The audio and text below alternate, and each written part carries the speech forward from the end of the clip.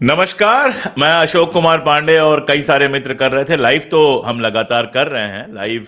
रोज अब 7 बजे शाम को जा रहा है, बीच में 1 बजे जा रहा था, लेकिन कई सारे दोस्तों का कहना था कि सिंगल लाइव जो आप करते हैं जिसमें कमेंट्स लेते हैं, जवाब देते हैं, वो नहीं हो पा रहा है। तो आज एक ऐसा इशू आया कि मुझे लगा इस पर बात करनी चाहिए, अपनी बात भी रखनी चाहिए और आप लोगों की बात सुनकर जवाब भी देना चाहिए। इसलिए मैं लाइव आया हूं इस समय। आप जानते हैं कि कांग्रेस के खाते फ्रीज करने का संकट लगातार चल रहा है। अब चुनाव की डेट्स आ गई हैं, चुनाव होना है, महीना 1.5 महीना बचा हुआ है। लंबा चुनाव है, आप जानते हैं 3 महीने में होगा, 7 चरणों में चुनाव होगा। इतना बड़ा देश है, भागा दौड़ी, प्रचार, प्रत्याशियों को पैसा देना, ये सारा कुछ जो होता है वो अकाउंट से होता है। कांग्रेस करे, बीजेपी करे, कोई करे, अपने अकाउंट से होता है। एक तो बीजेपी के पास वैसे ही आप जानते हैं इलेक्टोरल बॉन्ड का मामला हो चाहे वैसे भी हो, सबसे ज्यादा पैसा बीजेपी के पास है। मुझे नहीं लगता कि 70 साल में किसी पार्टी के अकाउंट में इतना पैसा था जितना आज भारतीय जनता पार्टी के पैसे में है। तो पैसे की ताकत में तो वो वैसे ही मजबूत है। अदानी, अंबानी और दुनिया भर के पूंजीपति उसके साथ हैं। और उसके बाद भी एक तरफ 400 पार का दावा किया जाता है कि हम 400 से ज्यादा सीटें जीतेंगे, लेकिन हालत यह है कि कांग्रेस चुनाव न लड़ सके, इसके लिए लगातार कांग्रेस के खाते फ्रीज करवाए जाते हैं। कांग्रेस में आर्थिक संकट वैसे भी लंबे समय से बना हुआ है, उसकी सरकारें नहीं है स्टेट में, तो बहुत पैसा उसके पास है नहीं। जो पैसा है भी, उस पैसे को फ्रीज कराने का नाटक पिछले 1 महीने से चल रहा है, जिसको लेकर आज राहुल गांधी ने, मल्लिकार्जुन खड़गे जी ने, सोनिया गांधी थी और भी लोग थे वहां पर, उनके जो कोषाध्यक्ष हैं अजय माकन वो थे, जयराम रमेश थे, ये सारे लोग थे। इन लोगों ने एक प्रेस कॉन्फ्रेंस की। हमारा जो शॉर्ट्स चैनल है टीसीएस शॉर्ट्स, उस पे वो प्रेस कॉन्फ्रेंस पूरी हमने लाइव की है। अगर बाद में आप देखना चाहें तो वहां जाकर आप देख सकते हैं।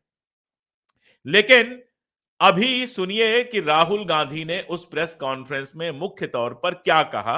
ये हम आपको अभी तुरंत, हमारे जो साथी हैं वो आपको इसी स्क्रीन पर दिखा देंगे। सुन लीजिए, उसके बाद बातचीत शुरू करते हैं।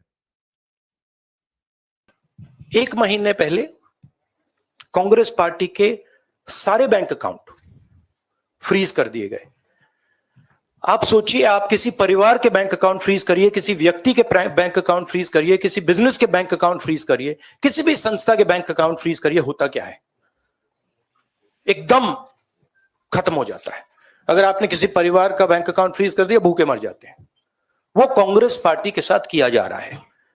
1 महीने पहले यह हुआ और किसी संस्था ने, हिंदुस्तान की संस्था ने, किसी कोर्ट ने, किसी इलेक्शन कमीशन ने चूं तक नहीं कहा।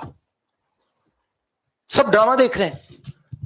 20% हिंदुस्तान के लोग कांग्रेस पार्टी को वोट देते हैं। हम 20% लोगों को रिप्रेजेंट करते हैं। और आज हम रेलवे टिकट नहीं खरीद सकते। आज हम अपने नेता को एक शहर से दूसरे शहर नहीं भेज सकते। हम एडवर्टाइजमेंट नहीं लगा सकते। और क्यों? 14 लाख रुपए 7 साल पहले 14 लाख रुपए का इशू है और 200 करोड़ रुपए का फाइन, और सारे के सारे बैंक अकाउंट फ्रीज कर दिए। जब इनकम टैक्स, ये दिखाना मुझे था, सॉरी, क्या 200 करोड़, जब इनकम टैक्स, साफ इनकम टैक्स की जो एक्ट है साफ कहता है कि ज्यादा से ज्यादा 10,000 रुपए का फाइन लगेगा। तो ये है हिंदुस्तान का लोकतंत्र। ये क्रिमिनल एक्शन है कांग्रेस पार्टी के खिलाफ और हिंदुस्तान के लोकतंत्र के खिलाफ, और ये क्रिमिनल एक्शन हिंदुस्तान के प्रधानमंत्री कर रहे हैं। मेरी विनती है कि जो हिंदुस्तान के इंस्टीट्यूशंस हैं, जो वो अपने आप को हिंदुस्तान के इंस्टीट्यूशंस मानते हैं, डेमोक्रेसी को प्रोटेक्ट करते हैं, लोकतंत्र को प्रोटेक्ट करते हैं, हिंदुस्तान के कोर्ट्स हो, हिंदुस्तान का इलेक्शन कमीशन हो, वो इसके बारे में कुछ करें।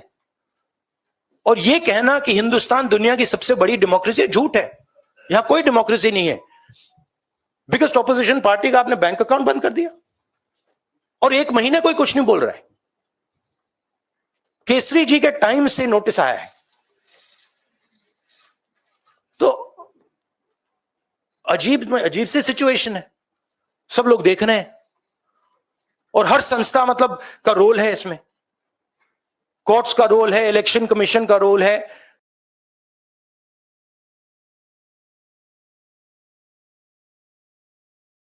शुरू की कि चुनाव है, लोगों को यात्राओं पे भेजना है, दौरे करने हैं, पोस्टर छपवाने हैं, अखबारों में प्रचार के लिए स्लॉट लेना है, टीवी चैनल्स पर प्रचार के लिए स्लॉट लेना है, लेकिन कांग्रेस का अकाउंट फ्रीज रखा गया है ताकि कांग्रेस ये सारा कुछ ना कर सके। एक मित्र ने कमेंट किया है कि एससी मस्ट इंटरवीन। बिल्कुल, सुप्रीम कोर्ट को इंटरवीन इस मामले में करना चाहिए। सुप्रीम कोर्ट को देखना चाहिए कि ये सारी चीजें खुले, थोड़ा देख लेते हैं कि बयान क्या है। मजेदार बात यह है कि आयकर विभाग ने यानी कि इनकम टैक्स ने कांग्रेस के सारे अकाउंट्स फ्रीज किए हैं। मतलब कांग्रेस का किया है, यूथ कांग्रेस का किया है, बाकी जो संस्थाएं हैं उनका अकाउंट्स भी फ्रीज किया है, और जो रिकवरी मांगी है वो 210 करोड़ की है, जबकि कांग्रेस के खाते में जो कुल पैसा है वो 300 करोड़ के आसपास है। यानी लगभग लगभग कांग्रेस का पूरा खाता खाली करा देना चाहती है। अब देखिए, 210 करोड़ के रिकवरी का जो मामला है वो कितने पैसे पे मामला है? 14 लाख के एक हिसाब किताब की बात हो रही है, और वो भी आज की बात नहीं है। 2014-15 में जब कांग्रेस का इनकम टैक्स का कोई रिटर्न भरा गया था, उसको लेकर इशू है। यानी 10 साल पुराना इशू लेके आया गया है, और एक इशू है जो 7-8 साल पुराना है। इन दोनों इश्यूज को मिलाकर ठीक इलेक्शन के पहले कांग्रेस को नोटिस भेजा गया है, उसके अकाउंट फ्रीज किए गए हैं। कांग्रेस कोर्ट में गई तो डिफ्रीज किए गए, फिर से फ्रीज कर दिए गए, और 210 करोड़ की मांग की गई है। अब आप 210 करोड़ सोचिए, अगर कांग्रेस इस समय इनकम टैक्स डिपार्टमेंट में जमा करा दे, और 14 लाख रुपयों के लिए।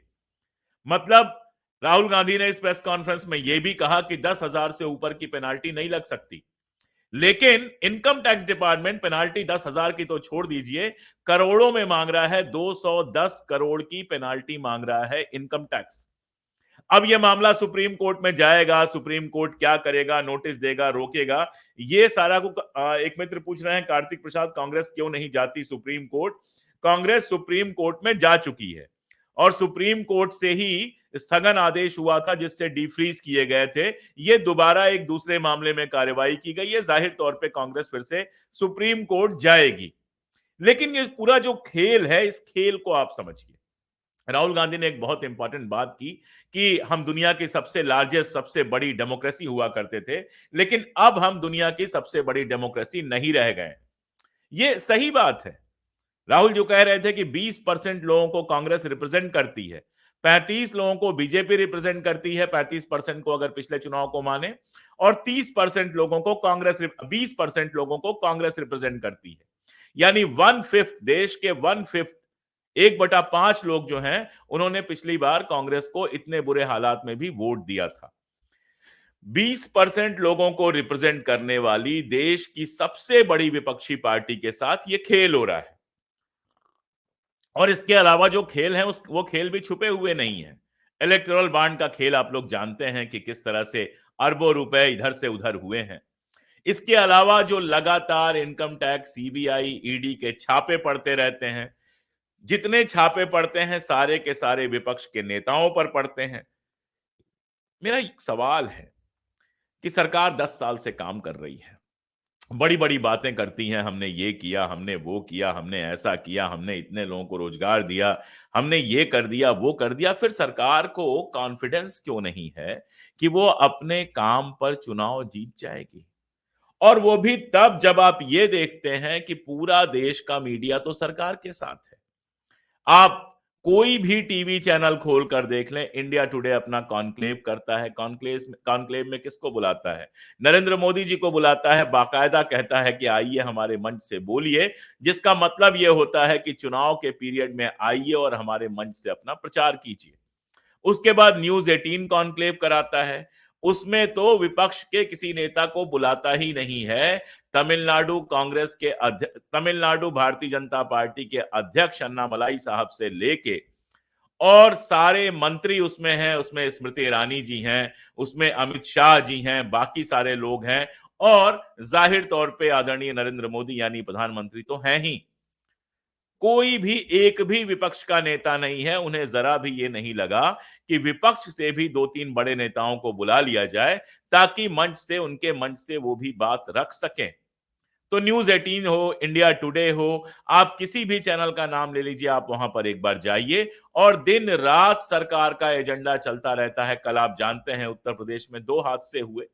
एक हादसा बदायूं में हुआ जिसमें हिंदू मुसलमान का मामला था, तो दिन भर चैनल पर चलता रहा, दिन भर उस पर बवाल चलता रहा।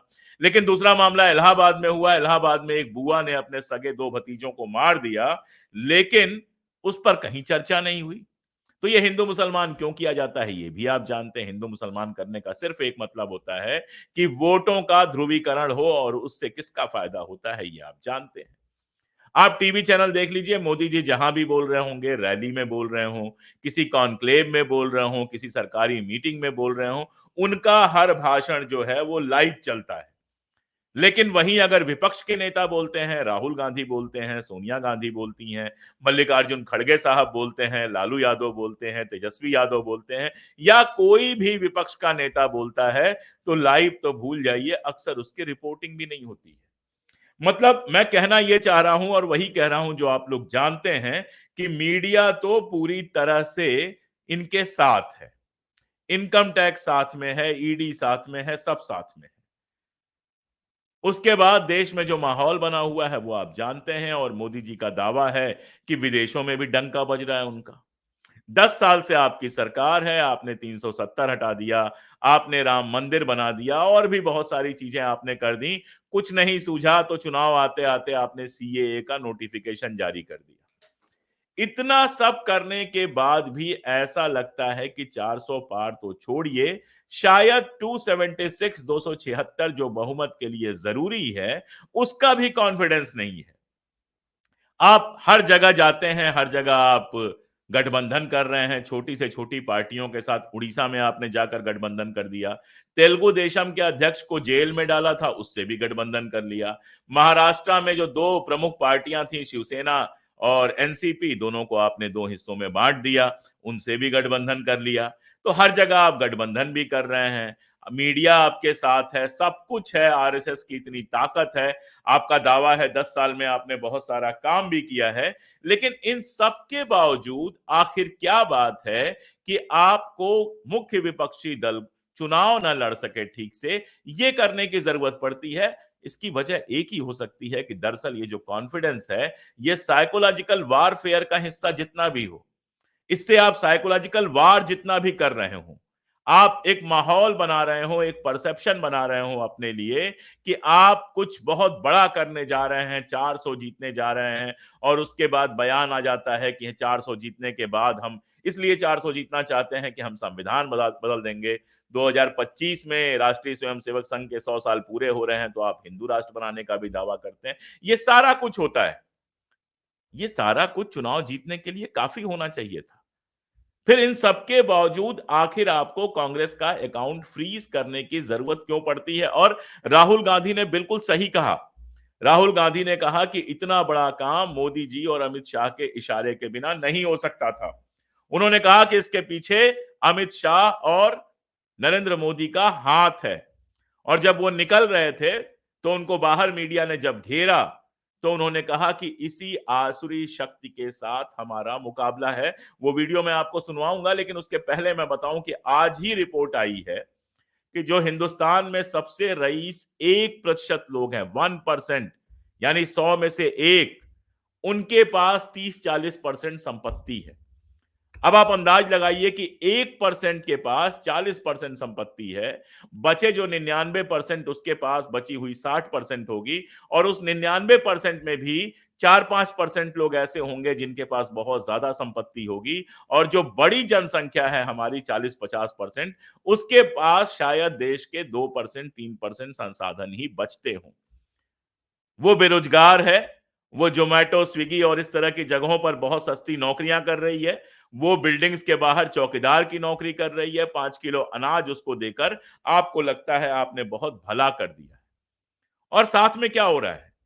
साथ में आपका अभी एक इंडेक्स आया है कि इंडिया के लोग खुश कितने हैं, और उसमें इंडिया का नंबर बहुत नीचे है। वो बयान सुन लीजिए, फिर आपके कुछ सवालों का जवाब देता हूं। वो बयान जो प्रेस कॉन्फ्रेंस से बाहर निकलकर राहुल गांधी ने कहा है, बहुत इंपॉर्टेंट बात है, क्योंकि शक्ति को लेकर बहुत सारी बहस हुई थी, उस पर थोड़ी सी बात करूंगा और आपके सवालों का जवाब भी दूंगा।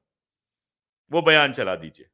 असुरा शक्ति से लड़ाई हो रही है, ठीक है, नफरत भरी असुरा शक्ति। Sir, one question, just one question.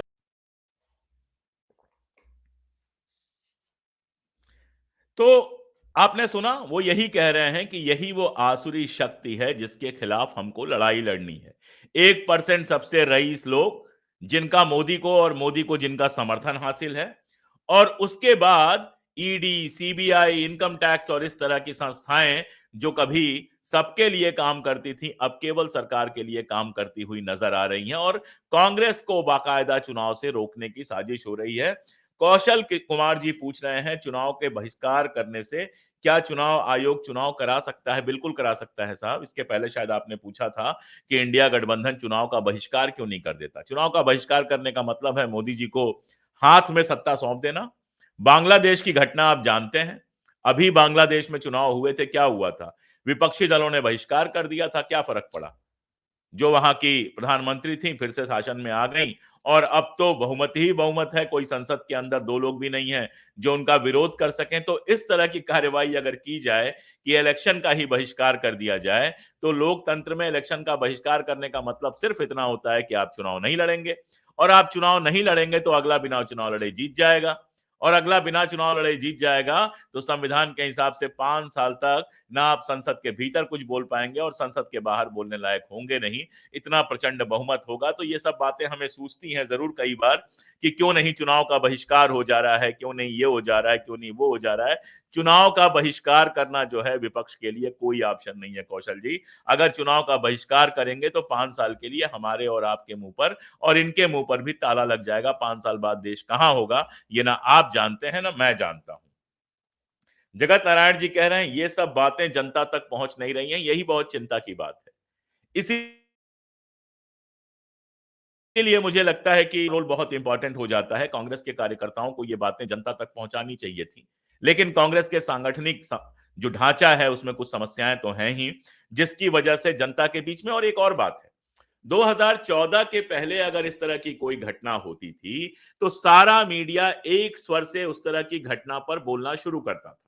आप याद कीजिए, चाहे 2G हो, चाहे 3G हो, 4G हो, फला हो, कॉमनवेल्थ हो, इन सब घोटालों की सूचना आपको कहां से मिली थी? भारतीय जनता पार्टी या आम आदमी पार्टी के कार्यकर्ता आपके घर नहीं आए थे बताने के लिए, वो बाद में आए। सबसे पहले इन चीजों की सूचना आपको मिलती थी टीवी से, रेडियो से, अखबार से। आप अखबार पढ़ते थे, सुबह अखबार की जो हेडलाइन होती थी वो 3G 2G से होती थी कि इतने 100 करोड़ का घाटा हो गया, इतने 100 करोड़ का हो गया। आप टीवी चैनल खोलते थे, उस पर विपक्ष के नेता बैठे होते थे, कांग्रेस के नेता कम बोलते थे, और विपक्ष के नेता और जो एंकर थे वो चीख चीख के सरकार के खिलाफ आपको बताते थे कि कितने बड़े बड़े घोटाले हो गए। ये सारे घोटाले, और यहीं से नहीं, मैं बोफोर्स की बात करूं, जब हम लोग बिल्कुल यंग थे तो बोफोर्स का मामला आया था। वो कहां से आया था? उस जमाने में टीवी इतनी नहीं थी। वो आया था उस जमाने के अखबारों से। इंडियन एक्सप्रेस पूरा अभियान चला रहा था, रोज इंडियन एक्सप्रेस में बोफोर्स के खिलाफ खबर छपती थी, और फिर हिंदी अखबार उससे लेके अपने यहां छापते थे। जनसत्ता में खबर छपती थी हिंदी में, जनता पढ़ती थी और जनता जानती थी। तो मीडिया का काम था सरकार की कमियों को लोगों तक पहुंचाना। विपक्ष के साथ अगर कोई अन्याय हो रहा है तो उसको लोगों तक पहुंचाना, यह मीडिया का काम था। और अभी क्या हुआ है? आप अभी इसी समय पर कोई टीवी चैनल खोल लीजिए, राहुल गांधी की बात कहीं नहीं दिखाई जाएगी। कैमरा सब लगाए रहते हैं, जहां जाते हैं पीछे पीछे कैमरा लगाए रहते हैं। लेकिन कैमरा क्यों लगाए रहते हैं? सिर्फ इसलिए कि कोई गलत बात निकल जाए मुंह से, या कोई सही बात ऐसी निकल जाए जिसका गलत मतलब निकालकर प्रचार किया जा सके, जैसे शक्ति वाला मामला था। अब राहुल गांधी साफ साफ कह रहे थे कि एक ऐसी शक्ति का हमें मुकाबला करना है जो आसुरी शक्ति है, पैसे की शक्ति है, पावर की शक्ति है, ये सारी चीजें हैं। उसको क्या बना दिया गया? उसको बना दिया गया कि अरे राहुल गांधी तो महिलाओं का अपमान कर रहे हैं, हिंदू धर्म में महिलाओं को शक्ति समझा जाता है। तब मैंने सवाल पूछा था कि ये जो नारी शक्ति कहते हैं इसकी जगह केवल शक्ति शक्ति कहें, या जो हार्स पावर कहते हैं उसका अनुवाद क्या हम अश्व महिला कर देंगे? लेकिन ये सब बातें मीडिया नहीं सोचता है। मीडिया का एक ही काम है, सिर्फ सरकार की तारीफ करना। 2014 से पहले मीडिया का काम था सरकार की आलोचना करना। 2014 के बाद मीडिया का काम बन गया सरकार की तारीफ करना, सरकार का बचाव करना। ऐसे में क्या होता है कि इस तरह की खबरें जो होती हैं वो जनता के पास नहीं पहुंच पाती, क्योंकि जो बड़े मीडिया हाउसेज हैं वो उनको कवर ही नहीं करते। हर घर में टीवी देखा जाता है, टीवी पर वो आता ही नहीं। बहुत सारे घरों में अखबार, चाय की दुकान पे अखबार पढ़ा जाता है, अखबारों में वो आता ही नहीं। आप एयरपोर्ट पे जाएंगे, वहां जो टीवी चैनल चल रहा होगा वो सरकार की गुणगान कर रहा होगा या फिर हिंदू मुस्लिम कर रहा होगा। आप रेलवे स्टेशन जाएंगे, वहां भी आपको सिर्फ मोदी जी की फोटो दिखाई देगी, मोदी जी का गुणगान दिखाई देगा। तो ये बातें जनता के बीच में पहुंचाना दरअसल हमारे और आप जैसे लोगों की जिम्मेदारी बन जाती है कि हम इसको जनता के बीच में पहुंचाएं। बिल्कुल आप सही कह रहे हैं, this government does not believe in democracy, it is a Manuvadi fascist government, people of India should teach them a lesson and not allow in this country. ये ठीक बात है, जिस तरह सरकार काम कर रही है ऐसा नहीं लग रहा लोकतंत्र चल रहा। वही बात राहुल गांधी ने भी कहा, ऐसा लगता है कि कहीं ना कहीं तानाशाही जैसी स्थिति है जिसमें सारी संस्थाएं केवल और केवल सरकार के लिए काम कर रही हैं। मल्लिकार्जुन खड़गे जी ने कहा था, इसमें जो इस मामले में कहा था, मैं उसको पढ़ देना बहुत जरूरी समझता हूं। खड़गे साहब ने कहा कि सुप्रीम कोर्ट चूंकि इस मामले का जांच कर रहा है, मुझे उम्मीद है कि सच्चाई जल्द ही हमारे सामने होगी। मैंने आपको बताया कि यह मामला पहले से सुप्रीम कोर्ट में है और वहां जांच चल रही है। मैं संवैधानिक संस्थाओं से अपील करता हूं कि अगर वे स्वतंत्र और निष्पक्ष चुनाव चाहते हैं तो हमें अपने बैंक खातों तक स्वतंत्र रूप से पहुंचने की अनुमति देना चाहिए। कोई भी राजनीतिक दल आयकर के दायरे में नहीं आता है। इसी बात के लिए मैंने ये सारा पढ़ा। अभी तक हमारी भी उम्र हो गई, चुनाव देखते देखते पिछले 4-5 चुनाव तो हमने देखे ही हैं। 1984 से ही लगातार चुनाव कम से कम मेरी स्मृति में हैं, और आज तक मुझे एक मामला नहीं मिला जिसमें इनकम टैक्स किसी पॉलिटिकल पार्टी को नोटिस भेजता है। भारतीय जनता पार्टी के पास सबसे ज्यादा पैसा है, लेकिन आज तक इनकम टैक्स ने उसको नोटिस नहीं भेजा। चाहे वो टीएमसी हो, चाहे आरजेडी हो, चाहे सपा हो, पॉलिटिकल पार्टीज को इनकम टैक्स के दायरे से बाहर रखा गया है। अब यह समझना बहुत मुश्किल काम है कि पॉलिटिकल पार्टीज को जब इनकम टैक्स के दायरे से बाहर रखा गया है तो 210 करोड़ की रिकवरी का नोटिस किस हक से कांग्रेस को भेजा गया है, उसके पीछे क्या कानूनी मामला है, इसका तो जब सुप्रीम कोर्ट जांच करेगा तभी सामने आएगा। लेकिन उसके पीछे पॉलिटिकल मामला क्या है वो आप भी समझ रहे हैं और मैं भी समझ रहा हूं।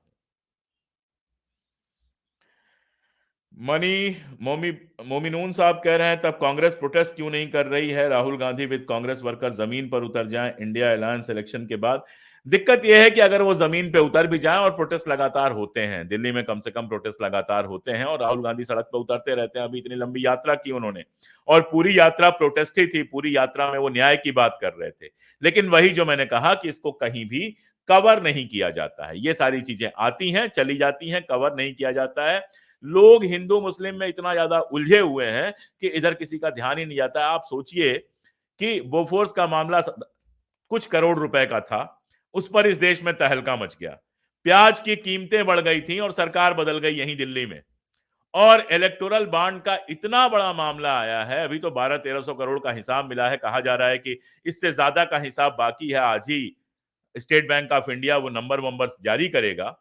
उस पर कहीं जनता में कोई सवाल देख रहे हैं आप? कहीं घरों में, चौराहे पर, चाय की दुकान पर कोई बहस हो रही है? असल में धर्म के नशे में एक ऐसी जनता बनी है जिसको इस बात से कोई मतलब रह ही नहीं गया है कि उसको रोजगार मिल रहा है कि नहीं मिल रहा है, भ्रष्टाचार हो रहा है तो कौन भ्रष्टाचार कर रहा है, गरीबी क्यों बढ़ रही है, क्यों भारत में प्रेस की स्वाधीनता लगातार कम हो रही है। ये सारे सवाल जनता के बड़े हिस्से की चिंता में इसलिए नहीं है क्योंकि वो धर्म के नशे में पूरी तरह से पागल है। उसको लगता है कि अब्दुल की चूड़ी टाइट है, बाकी जो भी होता है सब होने दीजिए, कोई फर्क नहीं पड़ता है। बिल्कुल ठीक कहा सुरेंद्र तंवर जी आपने। भाषा ठीक है, वो गुस्सा मैं समझ सकता हूं। राजनीतिक दलों के चंदे पर कोई टैक्स नहीं लगता है। सुरेंद्र तंवर जी बिल्कुल सही कह रहे हैं कि पॉलिटिकल पार्टीज को जो चंदा मिलता है उस पर कोई टैक्स नहीं लगता है। आप बताइए कि इतना बड़ा चंदा जो था इलेक्टोरल बॉन्ड का, जो पार्टियों को मिल रहा था और सबसे ज्यादा भारतीय जनता पार्टी को मिल रहा था, वो इतना गोपनीय था। अभी तक सुप्रीम कोर्ट अगर सामने नहीं लेके आया होता, हमको पता भी नहीं चलता कि किस पार्टी के पास कितना पैसा गया, किस पार्टी को किसने दिया। उस पर तो कोई टैक्स नहीं लगा था। अब जब डिटेल आ भी गई है तो भी इनकम टैक्स ने किसी पार्टी को नोटिस नहीं भेजा कि आपको इतने करोड़ रुपए मिले थे, इस पर आपने टैक्स क्यों नहीं दिया। क्योंकि जैसा मैंने आपको बताया कि पॉलिटिकल पार्टीज इनकम टैक्स के दायरे में नहीं आती हैं। इसी आधार पर सुप्रीम कोर्ट में गई है कांग्रेस, और देखिए कि रिजल्ट निकल के क्या आता है, सुप्रीम कोर्ट क्या कहता है मेरे ख्याल से। और मैं चाहता हूं कि यह फैसला जल्दी आ जाए, ताकि हार जीत अलग की बात है, कम से कम विपक्ष की जो पार्टियां हैं वो अपना चुनाव तो लड़ सके। आप उनका चुनाव लड़ना ही मुश्किल कर देंगे, आप ऐसे हालात बना देंगे कि वो चुनाव लड़ ही ना पाए, वो प्रचार ही ना कर पाए, वो जनता के बीच में जा ही नहीं पाए, उनके पास हवाई जहाज से जाने का पैसा ना हो, उनके पास फ्लाइट का पैसा ना हो, उनके पास प्रचार का पैसा ना हो, ऐसे चुनाव लड़ा जाता है। ये चुनाव लड़ने का मामला नहीं है, ये डेमोक्रेसी का मामला नहीं है। डेमोक्रेसी तो ये है कि 5 साल तक जितनी भी दुश्मनी हो, 5 साल खत्म होने के बाद जब चुनाव आता है तो खुल के चुनाव लड़ा जाता है, और उसमें चाहे इलेक्शन कमीशन हो। आप इलेक्शन कमीशन का मामला देख लीजिए, तमिलनाडु से फोटोग्राफ आई कि 18 साल से कम उम्र के बच्चों को, 14 साल से भी कम उम्र के बच्चों को बाकायदा भारतीय जनता पार्टी का पट्टा पहनाकर उतारा गया। अब सोचिए, इस समय आचार संहिता लगी हुई है, बाकायदा इसकी शिकायत हुई, कहीं आपको पता चला कि इलेक्शन कमीशन ने कोई नोटिस भेजा है? आसाम का मुख्यमंत्री कहता है कि कांग्रेस से भी कोई जीतेगा तो उसको हम भारतीय जनता पार्टी में शामिल करा लेंगे, कहीं इलेक्शन कमीशन कोई नोटिस देता है? ऐसी बीसियों घटनाएं हुई हैं। प्रधानमंत्री जा रहे हैं कार्यक्रमों में इंडियन एयरफोर्स के जहाज से, पिछली बार उसका पैसा सरकार ने भुगतान किया था, अब इस समय उनकी हर यात्रा चुनाव प्रचार मानी जाती है। ऐसे में अगर वो इंडियन एयरफोर्स का जहाज उपयोग करते हैं तो उसकी फीस देनी चाहिए भारतीय जनता पार्टी को। आपने कहीं सुना कि इलेक्शन कमीशन ने इस तरह का कोई भी आदेश दिया? तो इलेक्शन कमीशन आपके लिए खेल रहा है, इनकम टैक्स खेल रहा है, ईडी खेल रहा है, और तो भी 400 पार का कॉन्फिडेंस नहीं है। ये क्या बहुमत है और ये क्या लोकतंत्र है? इंडिया गठबंधन के साथी भी चुप हैं। हाँ, ये चिंता की बात है। इस समय इंडिया गठबंधन के जो बाकी लोग हैं उनको भी खुल के सामने आना चाहिए और कहना चाहिए कि कांग्रेस का अकाउंट फ्रीज करने का ये जो काम किया गया है ये बिल्कुल गलत है। वॉइसेस फ्रॉम द ग्राउंड कह रहे हैं मोदी शाह की ये योजना फेल हो जाएगी। अगर सुप्रीम कोर्ट पॉजिटिव आदेश देता है तो निश्चित रूप से फेल हो जाएगी। कांग्रेस पार्टी का प्रतिनिधिमंडल आज 3:30 बजे चुनाव आयोग से मुलाकात करेगा। पार्टी ने बीजेपी के खिलाफ विज्ञापन को लेकर 6 शिकायतें चुनाव आयोग से ये करने जा रहे हैं। ठीक है, शिकायतें तो पहले भी हुई हैं। साकेत गोखले ने, जो टीएमसी से राज्यसभा के सांसद हैं, उन्होंने बाकायदा शिकायत की है, और भी लोगों ने शिकायत की है। कार्यवाही कहां है? शिकायत तो आप कर देंगे, कार्यवाही कहां? ईवीएम का मसला देख लीजिए। ईवीएम की बात आती है तो चुनाव आयुक्त शेर सुनाने लगते हैं, और ईवीएम के मसले पर विपक्ष के नेता लगातार मिलने की जब बात करते हैं तो वो मिलते ही नहीं है। मामले को आगे बढ़ने ही नहीं दिया जाता है। ऐसा मान लिया जाता है कि ईवीएम कोई पवित्र गाय है, उसके ऊपर सवाल उठाना ही गलत है। जबकि भारतीय जनता पार्टी जब विपक्ष में थी तो वो भी ईवीएम के ऊपर सवाल उठाती थी। तो एक ऐसा सिस्टम बनाया गया है जहां रिड्रेसल का मामला ही नहीं है। आप शिकायत करते रहिए, शिकायत सुनने वाला कोई नहीं है, और शिकायत सुनी जाती है तो ऐसे सुनी जाती है कि सामने वाले के ऊपर कोई असर नहीं पड़ता है। एक शाकाहारी सी नोटिस अगर दे भी दी जाएगी तो उससे क्या फर्क पड़ेगा, और वो नोटिस भी नहीं दी जाती। तो इस पॉइंट पर बहुत ज्यादा बात मुझे नहीं करनी थी। मुझे जो बात करनी थी, पहली बात तो यह कि कांग्रेस का खाता जिस तरह से फ्रीज किया गया है वो मेरी नजर में, जितनी मेरी समझ है, वो बिल्कुल गलत है। दूसरी बात यह कि ऐसा लगता है कि सत्ताधारी पार्टी बेसिकली ये चाहती नहीं है कि कांग्रेस चुनाव लड़े। इसका मतलब यह है कि 400 पार की बात भले वो कर रहे हैं, लेकिन उनको 400 पार का छोड़ दीजिए, 276 का भी शायद कॉन्फिडेंस नहीं है। तीसरी बात नागरिकों के लिए खास तौर पे कि एक डेमोक्रेसी में आज बीजेपी सत्ता में है, कांग्रेस के लिए कर रही है तो बहुत लोगों को अच्छा लग रहा है। कल कांग्रेस मान लीजिए सत्ता में कभी आ जाए और भारतीय जनता पार्टी के लिए ऐसा ही करे तो क्या आपको अच्छा लगेगा? एक लेखक के तौर पर, एक नागरिक के तौर पर यह हमारा फर्ज बनता है कि सरकार चाहे किसी की हो, चाहे कांग्रेस की हो, चाहे भाजपा की हो, या किसी भी पार्टी की हो, अगर वो विपक्षी दलों के साथ, अगर वो जनता के साथ ऐसी लोकतांत्रिक हरकत करती है तो उस पर रोक लगाई जाए, उस पर सवाल उठाया जाए, ताकि देश के अंदर डेमोक्रेसी बची रहे।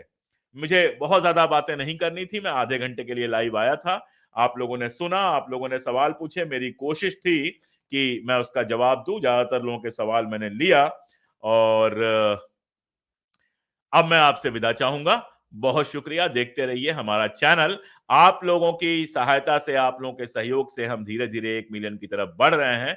ये सहयोग बनाए रखिए। अगर आपको हमारे वीडियोस पसंद आते हैं, हमारे चैनल को सब्सक्राइब कीजिए, दोस्तों के साथ शेयर कीजिए, जुड़िए हमसे, हमारी ताकत बनिए। बहुत शुक्रिया।